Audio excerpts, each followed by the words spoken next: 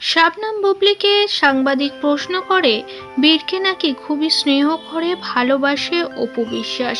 এমন কথা শুনেই ক্ষিপ্ত হলেন শাবনাম বুবলি। তিনি হাসির মাধ্যমে জানালেন, বীরকে নিয়েও তিনি ব্যবসা করছে, কোনো দিনই সে বীরকে তার স্কুলে দেখতে যায়নি।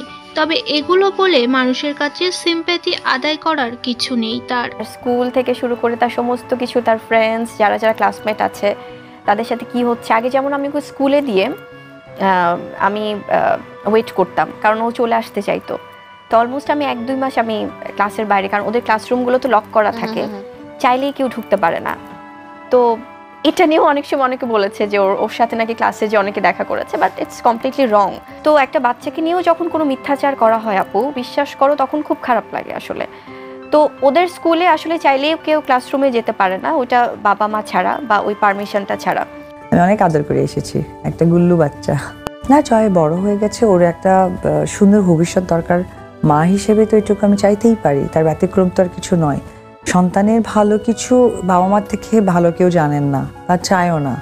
তো সেটাই তার, এটা আসলে গুটি কিছু মানুষ এটাকে বিভক্ত করছে, এটা হয়তো বা তাদের জ্ঞান এবং ধ্যান।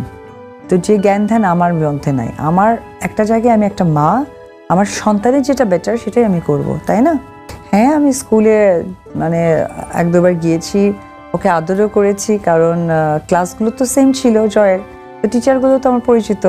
তো আমাকে ওই রকম তো আর জমা খরচ বা বলা হতো না। আমি একদিন দেখেছি সে সেন্ট দিয়ে খেলছিল, আমি অনেক আদর করে এসেছি, একটা গুল্লু বাচ্চা।